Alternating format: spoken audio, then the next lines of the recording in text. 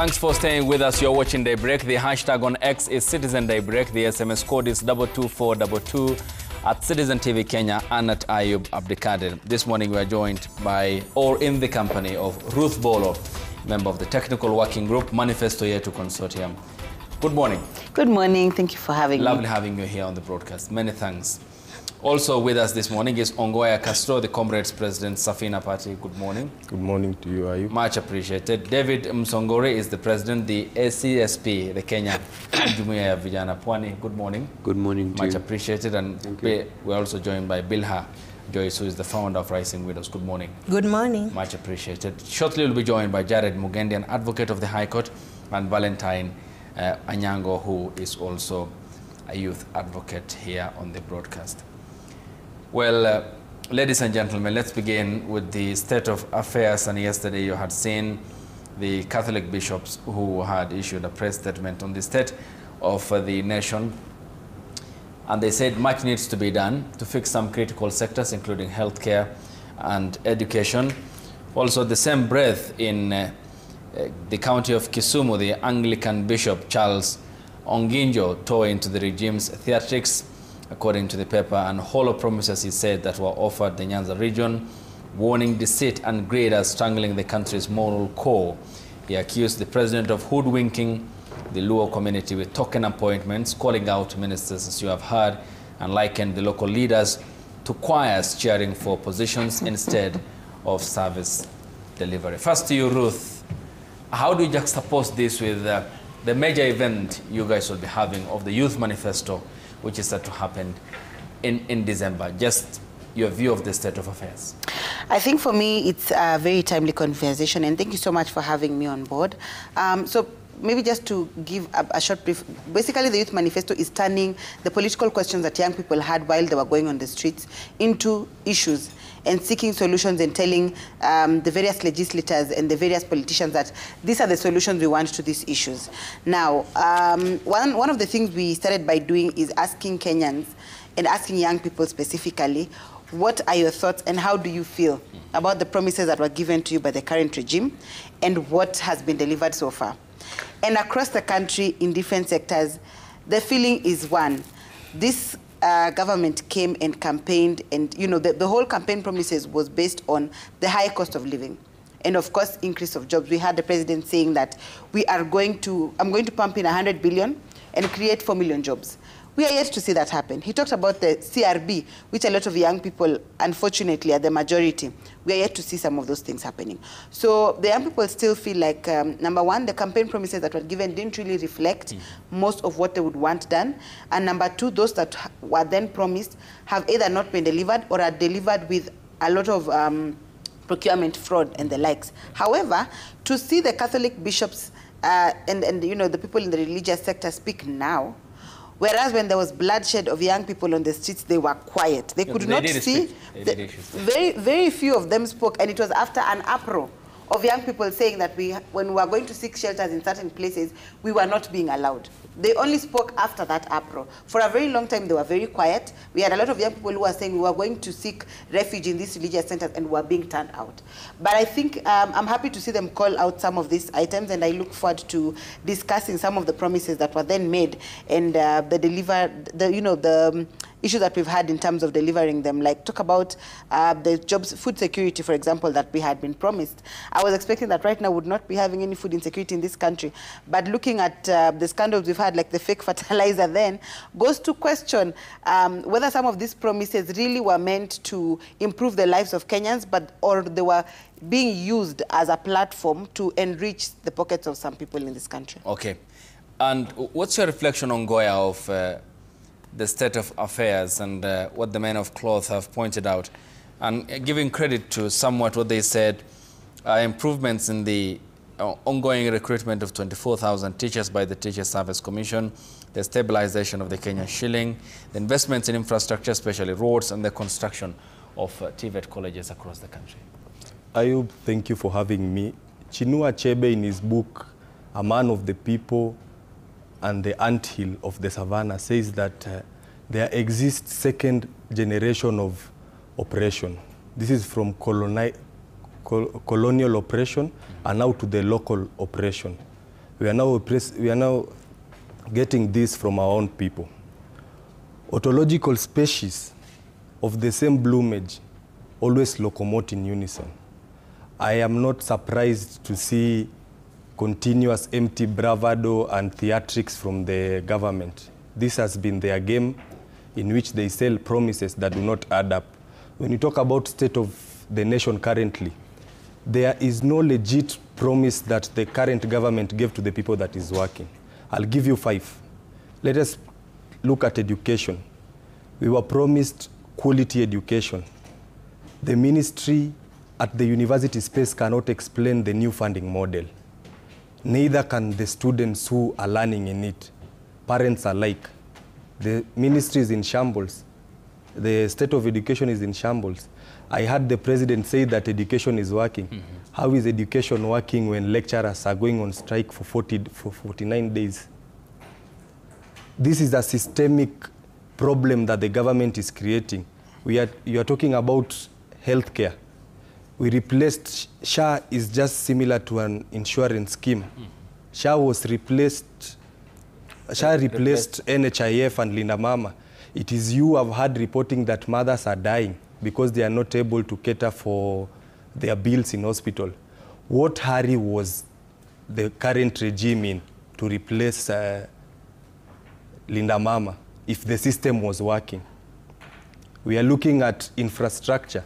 Kenya cannot do any meaningful production. The level of the amount of electricity we produce is too minimal. Look at France. France has a population of almost 65 million. Each citizen in France consumes 5 times what 2 citizens in Kenya consumes, leveling up their production pace. We are not able to achieve that, yet we have the resources. We talk of food. Kenya is able to sustain itself. We have Lake Victoria here. We have Oxbow lakes like Lake Kanyaboli here. I want to point out one thing that the men in clothes said, and I want to appreciate Sir Charles. It is time that we stop singing choruses to the government. The government must work for the people. It is time that we call out legacy politicians.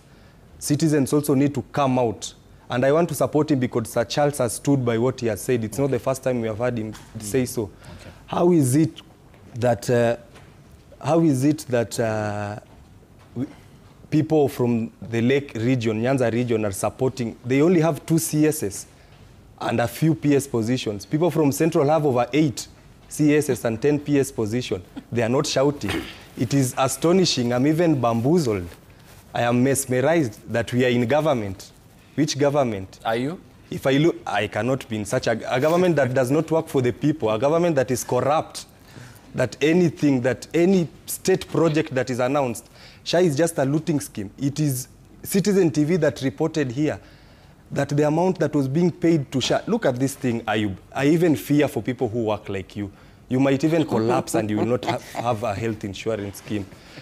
The government took SHA money saying that they are paying hospital bills, only to discover that directors at SHA have makeshift hospital. How is a grass-thatched hospital getting 20 million?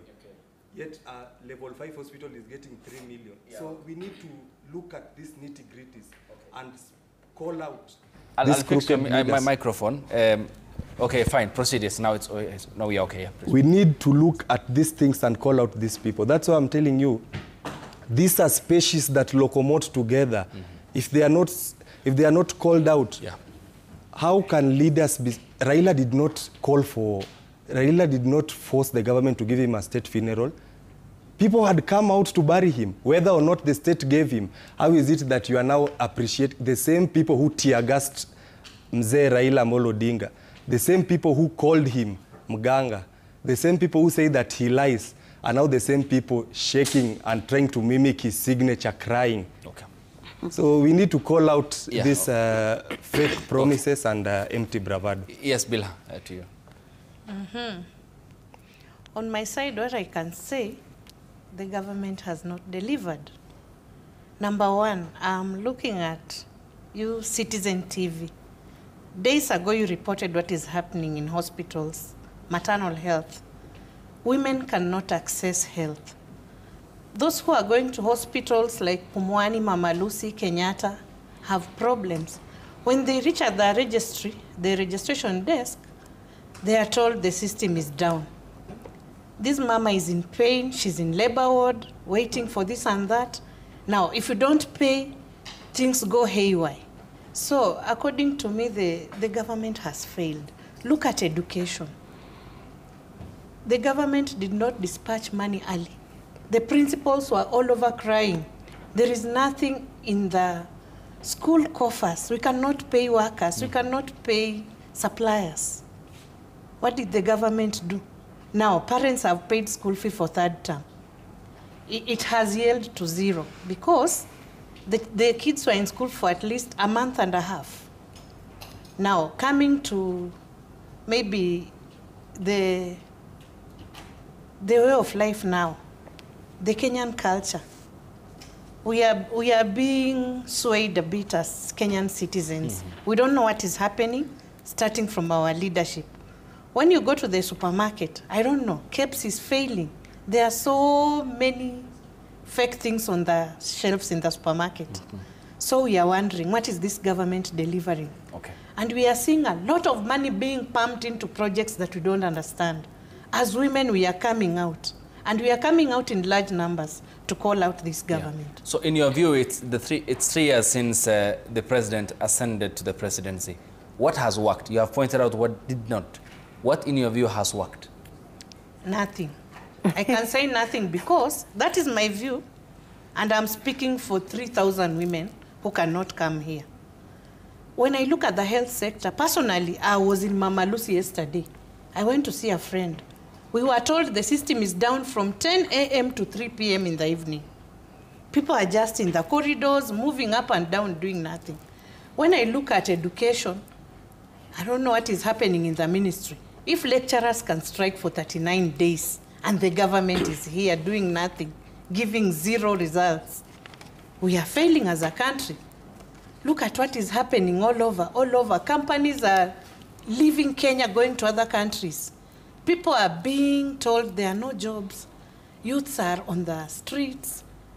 When we say we are chasing hawkers, like for example on the streets of Nairobi, we are messing this country because where will they go? They'll steal from us. Okay. Yeah. So which points to another disorganization. Though the Catholics yesterday, the bishops yesterday pointed out the good on the part of the government, including employment of teachers, the stabilization of the shilling, investment in infrastructure, and the construction of TVET colleges. The bad, they equally pointed out, including what you had said on the set of mothers. Ayub, can I just add something? Yes. I think he also, I mean, it's good to give credit where due. He did promise to appoint the judges, which he did. On the first day, he did that. Yes. So there are some of what we would call the small wins or the low-hanging fruit that we've been able to see him do. I think the only thing and the reason why a lot of people would then say we are not feeling this government is because he has not touched on our daily lives, on the high cost of living, on the money that gets into our pockets. He's touched on the pay slip, but in a negative manner. And that's why a lot of us are not able to see and feel it. Okay. Affordable housing. If you listen to the testimonies of a number of them who've then been able to go there. The other day there was a documentary about those who got into the Mukuru Kwanjenga unit. Housing units. And they're saying now, I don't have to share a toilet and a bathroom. I don't have to worry about my child going to the toilet and bathroom because I'm not sharing it. I have it in my house. They've talked about security. Yes, he did promise us 250,000 units per year, and then swiftly changed that to 200,000. But there are, I think, a few areas here and there that we have actually seen him deliver on. Yes, David. Thank you, Ayub, and thank you for having me here. I Karibu. believe we should stop assuming and stop the funny character of Kenyans. I'm very worried with the people I'm seated with right next to me and in front of me. Yeah. We can't sit and say the president or the government has done nothing.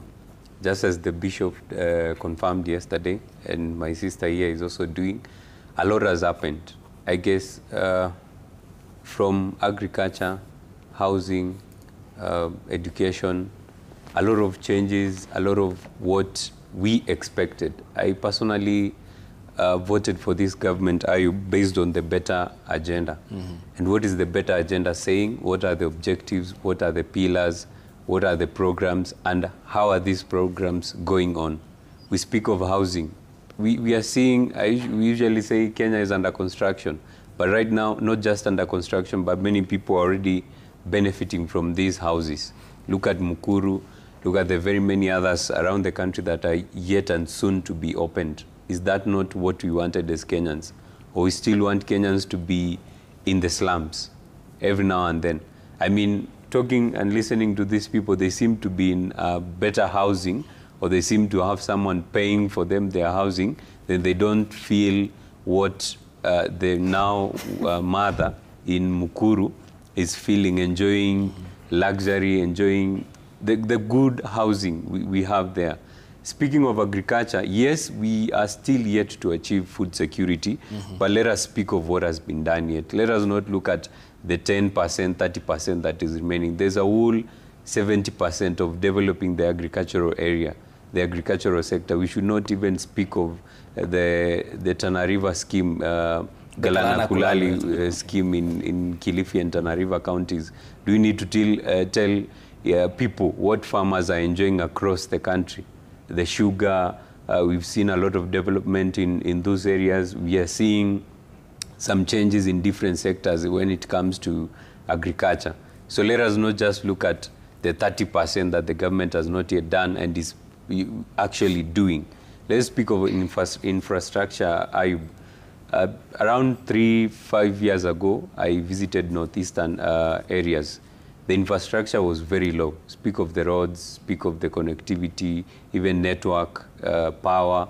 Today we are speaking of power is not enough. This is just because the president has started or is fully equipping the last mile, and more people are using power, and what we have as a power supply is now becoming low. I mean, it is not low because we have used to not having power. Power was there for the few people. Now power is there for everyone, and what we had is now becoming low. Go to areas. Let us not judge from Nairobi. As I said, 5 years ago, northeastern region Kenya was not the same way it is today. The connectivity is expanding there, and people are enjoying there. You go there, people, they'll tell you two-term, or they'll tell you they just want to die for His Excellency William Ruto. Where I come from in Wajir County, there is intermittent and periodic power blackouts because we're not connected to the national grid.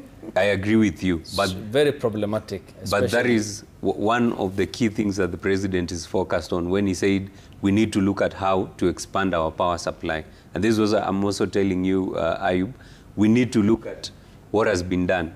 I'm happy now you're enjoying power, even though it's coming in limited portions, but has the president not done that? Not yet connected to the national grid. Just pointed out at some of the problematic areas that many in northeastern and of course Kenya by extension face. So fair enough making your point. Sure. Some of the issues that you have said have been accomplished. We'll of course get further details into that, of course, and the citations, especially in terms of what we have produced, the food that we have produced, and citing the reports by the Bureau of Statistics. Jared, good morning. Good morning to you. How are you, Wakili? Very good. Thanks for making time for the broadcast. Thank you for hosting me. Yeah, Second time. Go Pleasure ahead. to be here. Yeah. I want to request that all of us, we can, and I remember I've made that comment here before, success or failure is largely situational. If you come from where I come from, because my community is a minority community, we are barely 500,000. If you say Mbeere North, I'll tell you there are people who have never seen roads. They have started seeing a contractor.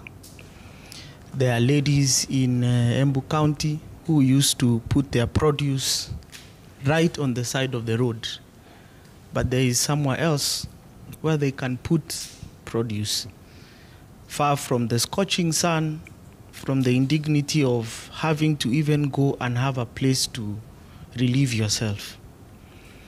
If you're asking about someone who has been importing and was worried about the volatility of the shilling, they have seen the relief. That to a large extent this year we have seen some stability. For those who are saying multinationals are running, we've had the other day, it was a confirmation. Well, if you check, you would see that there is a whole multinational setting up a data center, even though we have a small power production. But because there is a multivariant reasoning to that, we have better internet connectivity than the rest of Africa, you know? And even as an investor, you sit and say, you do not have 2 out of 10, so we will take it. And that is the world over. If you're talking about devolution, as an advocate, I'll tell you, the commitment to devolution seems stronger because for the first time I saw the chairperson of devolution... Council of Governors. Yes, Abdullahi, congratulating the government. Hey, we are seeing timely disbursement of revenue. Now, the monthly disbursement, of course, have issues because the controller of budget has to check that you are compliant at separate conversation. You would see progress to strengthen devolution where you're saying, if the government has raised money, let us have two tracks of allocating this revenue so that we don't have perennial problems. So situationally where you are, if you want to see, you will see. If you want to see the bad things, which there is no need for us to repeat. There's a whole chorus and stanzas which we can repeat, and there's enough people to tell us of those bad things. But if you're talking to me and asking me, where can I see something that can benefit me? That will be a better conversation because it will help the person who is looking for that particular answer to be able to plug into that success for their benefit. So the success depends on the situation and the context that you are in. But overall, it is for me to encourage and ask people, even as we look about this success rate, I know there's a tendency to look at, is it 67, is it 9 out of 10? But personally, as an individual, if you're saying the budget is not balanced, I would want to see that kingdom that transforms the problems of 50 years in 2 years. You know, I'd want to see a situation where we have magical transformation of systemic problems, some that are macro, micro, that exceed our territory. So, but is there a deliberate intention to move? I can personally say that I have seen an intentional, deliberate intention to move from where we are to a much better place. Okay, and we'll now expound it further when we get back from the break, yes. Ladies and gentlemen. An hour to run through all that, and as you have made in your submissions here on the broadcast, the hashtag on X is Citizen Daybreak. The SMS code is 22422 at Citizen TV Kenya and at Ayub Abdikadir. We are back with more after the break. Stay tuned.